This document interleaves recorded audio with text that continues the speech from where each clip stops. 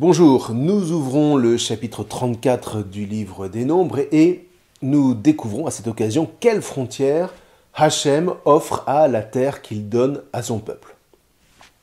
Enfin bon, découvrir pas tout à fait, on avait déjà eu un aperçu de son étendue à la fin du Code de l'Alliance, c'était au chapitre 23 du livre de l'Exode, qui était déjà une des sources de la conclusion du chapitre 33 que nous avons vu lors de la dernière vidéo. Souvent, d'ailleurs, les promesses de Hachem sont suivies des indications des frontières de la terre promise, comme par exemple avec Abraham.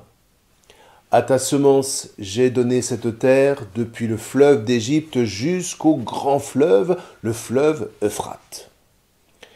Alors, le fleuve d'Égypte, ce n'est pas le Nil, ce qui serait juste absurde. Il s'agit en fait du torrent d'Égypte, comme dans notre chapitre d'ailleurs, au verset 5, et qui désigne traditionnellement le Wadi El Haris. Alors ceci dit, on monte tout de même au nord jusqu'à l'Euphrate, ce qui fait déjà du bon territoire. On aura une description similaire au chapitre 11 du Deutéronome. « Tout lieu que foulera la plante de vos pieds sera à vous, depuis le désert et le Liban, depuis le fleuve Euphrate, jusqu'à la mer occidentale, telle sera votre frontière. » Du coup, d'après ce principe, après l'affirmation que Hachem donne la terre à son peuple dans cette partie du livre des Nombres, on n'est pas tellement surpris d'en trouver à nouveau mentionner les frontières, avec cette fois un véritable tracé, assez voisin au demeurant de celui qu'en fait à nouveau Ézéchiel au chapitre 47 de son livre. Ce sont les versets 13 à 20 qu'on lira dans quelques instants. Alors avant ça, prenons le temps de découvrir ces frontières. Au verset 3, la limite est déterminée par le désert de Tsin et les confins de Édom. Suit alors un tracé détaillé qui correspond à la limite méridionale de la tribu de Juda. Il part de l'extrémité sud de la mer de Sel, la mer morte, par divers points qui seraient d'autant plus longs à expliquer qu'on reste partout dans pas mal de conjectures. La frontière traverse le désert de Tsin jusqu'à l'extrémité sud de Canaan, rejoint facilement le Wadi El Haris, le fameux torrent d'Égypte, et puis la Grande Mer, c'est-à-dire la Méditerranée. Ce qui est assez étrange au demeurant, puisque ce tracé semble ignorer superbement le pays des Philistins, alors même que les livres historiques manifestent clairement que les fils d'Israël n'atteindront la côte qu'au IIe siècle avant Jésus-Christ. C'est dans le premier livre des Maccabées au chapitre 14. Pour la frontière septentrionale, le tracé résume celui d'Ézéchiel, passe un peu au nord de l'actuelle frontière libano-israélienne. Le tracé de la frontière orientale, lui, des versets 10 à 12, dépend pour sa première partie de celui de la limite septentrionale et se distingue nettement d'Ézéchiel. Sa seconde partie passe la mer de Kinneret, la mer du Galilée, descend le long du Jourdain et rejoint encore une fois la mer de Sel. Et donc, ainsi se définit le cadre de la terre promise qui se présente comme un tout bien délimité. Là où on est quand même un peu surpris, c'est que ce tracé ne tient pas compte de l'installation en Transjordanie des tribus de Ruben, de Gad et de Manassé, qu'a raconté le chapitre 32, vous vous souvenez. Du coup, le texte corrige quand même cette omission au verset 14 et 15, mais on voit bien que cette portion de territoire pose quand même question. Gad et Réhouben ne sont pas vraiment sur la terre donnée par Hachem. Néanmoins, ils en restent bien complètement solidaires et dans le fond, c'est ça qui importe. Reste à savoir maintenant quelle interprétation donner à cette géographie. Alors soyons clairs, l'ensemble du pays ainsi délimité ne correspond à aucune période de l'histoire d'Israël. Ni au temps pré-monarchique où les Philistins étaient maîtres des régions côtières, ni au temps de David et de Salomon, les seules périodes où Israël a occupé les pays araméens. Alors ceci dit, pendant ces périodes, Israël occupait aussi Édom et la Transjordanie, mais redisons-le, sans avoir pu atteindre la côte méditerranéenne. Par la suite, la décadence du royaume du Nord entraînera la perte de la Haute-Galilée et la prise de Samarie par les Assyriens, et en gros jusqu'à la fin de la période perse, donc au moment où le livre des Nombres est mis par écrit quasi définitivement, le territoire occupé par les fils d'Israël sera infiniment plus exigu que celui qui est délimité ici. Alors, il s'agit en fait d'une vision idéale de la Terre Sainte, envisagée comme plus grande et plus glorieuse qu'elle ne l'a jamais été. Cette vision correspond en gros à celle du prophète Ézéchiel, le seul texte qui en fait mentionne les 12 tribus dans ses limites. Ainsi parle le Seigneur Dieu. Voici les frontières d'après lesquelles vous partagerez la terre entre les 12 tribus d'Israël avec 2 parts pour Joseph, c'est-à-dire Ménaché et Éphraïm, qui seront toujours les concurrents directs de Juda en termes de pouvoir. Vous l'aurez comme héritage, chacun à part égale, car j'ai juré la main levée de le donner à vos pères. Cette terre vous revient en héritage. Voici la frontière de la terre, du côté nord depuis la Méditerranée, la route de Etlon, celle qui va à Shedad, Hamath, Berotai, Sibraïm, qui est entre le territoire de Damas et le territoire de Hamath, Haserhat Tikon, qui est vers le territoire de Oran. Ainsi la frontière ira de la mer jusqu'à Hatzar Einan, le territoire de Damas étant au nord ainsi que le territoire de Hamath. Tel est le côté nord. Du côté oriental, entre le Oran et Damas, entre le Galaad et la terre d'Israël, le Jourdain servira de frontière jusqu'à la mer orientale, vers Tamar. Tel est le côté de l'Orient. Et là, vous entendez, Ézéchiel est prophète, mais il est en même temps complètement prêtre, et ça se sent. Il met les choses au cordeau, et de ce point de vue-là, il est un digne représentant de son école de rédaction sacerdotale, qui maintenant nous est assez familière. Du côté méridional au midi, de Tamar jusqu'aux eaux de Mériba à Kadès, jusqu'au torrent d'Égypte. Ah, le revoilà, le torrent. Vers la Méditerranée. Tel est le côté du midi vers le Negueb.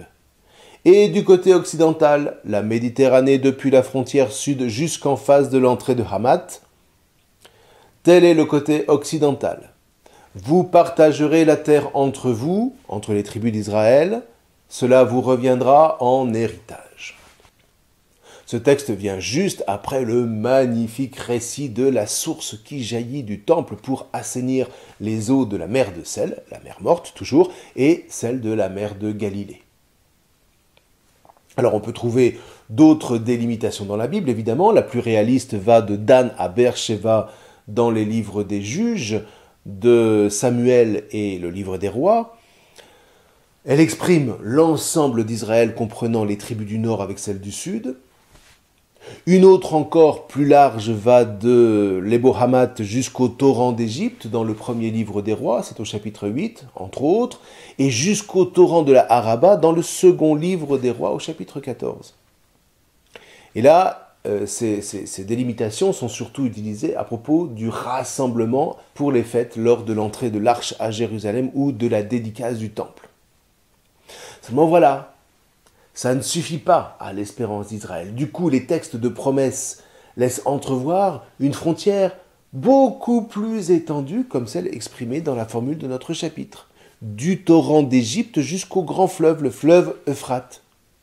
Et jusqu'à l'époque du Targum Jonathan, par exemple, à l'époque du Christ, qui recule les frontières dans toutes ces directions, celle du sud jusqu'au Nil, dans une interprétation large du fameux torrent d'Égypte, toujours lui, celle du nord jusqu'à l'Oronte, celle de l'ouest englobe toutes les îles et tous les navires qui sont sur la Grande Mer, c'est-à-dire la Méditerranée, tandis que à l'est, le territoire englobe la Transjordanie de Ruben et de Gad jusqu'à l'Arnon, pour ne rien dire du territoire que se voit promettre Abraham dans la Genèse apocryphe des rouleaux de Qumran. Alors là, partant du Nil, le patriarche longe la mer jusqu'à l'Euphrate et le descend jusqu'au golfe Persique actuel, puis fait le tour de toute la péninsule arabique pour revenir en Égypte par la mer des Roseaux. Alors en définitive, qu'est-ce que ça veut dire ? Parce que le peuple juif n'est pas par essence un peuple conquérant comme le seront Alexandre le Grand ou Napoléon Ier. Il ne s'agit pas d'établir un empire, mais il s'agit de comprendre que là où demeure une communauté juive, là, dans le fond, est le véritable Israël. Israël qui ne cherche pas tant à étendre un territoire matériel qu'à témoigner de la présence du Dieu vivant au milieu des nations de la terre. Parce que la terre promise, en définitive, eh bien, c'est celle qu'un juif emporte avec lui. Non pas tant comme un bien propre, mais comme la mémoire d'un peuple auquel, où qu'on vive, où que vivent les siens, on reste charnellement attaché comme à sa source vitale. Et c'est ce qui explique, dans le fond, l'extension maximale de cette terre promise, englobant évidemment toute la diaspora, ce que les chrétiens étendront dans le même mouvement jusqu'au ciel, le vrai lieu où réside Hachem et où tous les fidèles le verront face à face en étant rassemblés dans la Jérusalem céleste. Voilà ce que, pour les pères de l'Église, le Père éternel donne en héritage par le Christ à toutes les nations. Alors, du verset 16 au verset 29, la répartition du territoire est faite, nous dit-on, par Josué, fils de Nun et Éléazar, sans doute chargé en tant que grand prêtre de tirer les sorts avec les Urim et les Tumim. 10 commissaires, 10 autorités leur sont adjoints, de la même manière que jadis, 12 commissaires avaient été adjoints à Moïse et à Aaron pour le recensement du peuple. C'était au chapitre 1 du livre des Nombres. Ah, vous voyez, là, on a une belle inclusion qui englobe tout le livre et qui, dans le fond, fait passer de Moïse à Josué, qui bientôt va prendre le relais. Ceci dit, à part Caleb, ce sont 10 illustres inconnus. Alors maintenant, on peut aussi se poser la question, pourquoi seulement 10 commissaires ? Tout simplement parce que les tribus de Réhouben et de Gad sont omises dans la mesure où elles ont déjà reçu leur part à l'est du Jourdain, des mains même de Moïse au chapitre précédent. Par ailleurs, on remarque que les tribus sont citées non pas selon leur importance numérique, mais dans l'ordre de leur implantation du sud jusqu'au nord, grosso modo telle qu'elle sera fixée par le livre de Josué au chapitre 13. Bien, voilà, avec ces quelques indications, j'espère que vous ne serez pas trop perdus dans la lecture de ce chapitre, très géographique et en même temps très politique. En tous les cas, ce qui importe pour le rédacteur, c'est encore une fois de bien manifester que tout le peuple doit prendre une part active à l'installation dans la terre promise, dans la mesure où, si la terre est bel et bien donnée en héritage, ça ne saurait dispenser Israël de se bouger pour la conquérir. D'abord dans les limites de Canaan, à partir de quoi le peuple d'Israël pourra habiter le monde entier au nom de son Dieu. Mais pour ça, redisons-le, Hachem travaille son peuple avant tout charnellement. Il ne s'agit pas d'une idéologie ou d'un rêve vaniteux de domination politique, mais d'une habitation du monde. Une habitation réelle, une habitation active, courageuse et féconde, pour que jamais ne se taise la voix de la Torah, la parole de Dieu au milieu des nations. Et il faut croire que ça marche, parce que plus de 3000 ans après ces événements, eh bien, le peuple juif reste toujours l'un des plus entreprenants du monde, avec une force d'âme que lui envient bien des nations. Enfin voilà. Nous terminerons notre lecture du livre des Nombres la prochaine fois en lisant ensemble les 2 derniers chapitres. D'ici là, familiarisez-vous un tant soit peu avec les frontières de cette terre sainte. Sainte parce que, évidemment, complètement à part, mais surtout sainte parce que cette terre se révèle être le point d'émergence d'une création sainte. C'est-à-dire une création qu'il s'agit d'habiter et de faire fructifier selon le commandement de vie de la Torah. Une habitation à laquelle toutes les nations seront appelées peu à peu à participer, dès lors qu'elles entendent et qu'elles acceptent de se mettre sous le joug non pas tant de la Torah de Moïse, puisque celle-ci n'a été donnée qu'à Israël, mais sous le joug, à partir de cette Torah de Moïse, de la Torah du Christ Jésus. Venez à moi, vous tous qui peinez sous le poids du fardeau des œuvres, le fardeau des mitzvot. Et moi, je vous procurerai le repos. Prenez sur vous mon joug, c'est-à-dire le joug de ma Torah. Devenez mes disciples, car je suis doux et humble de cœur, et vous trouverez le repos pour votre âme, c'est-à-dire pour votre nefesh, pour votre vie. Et le vrai repos, c'est celui qui est donné en prémisse au Shabbat. C'est ce temps où l'homme, en scrutant les Écritures et en rejoignant ses frères, fait monter vers Dieu un chant de gratitude en même temps qu'il exerce la charité envers tous. Voilà le vrai repos dont parle la Bible, à savoir le repos d'une vie où le péché, qui nous plonge dans le tourment en ramenant tout à nous-mêmes, une vie donc où le péché a disparu. Oui, mon joug est facile à porter et mon fardeau léger. Alors il m'est avis que nous avons encore bien du boulot devant nous, mais dans cette belle perspective, je vous souhaite une bonne lecture de ce chapitre. Nous verrons la suite la prochaine fois. Je vous remercie.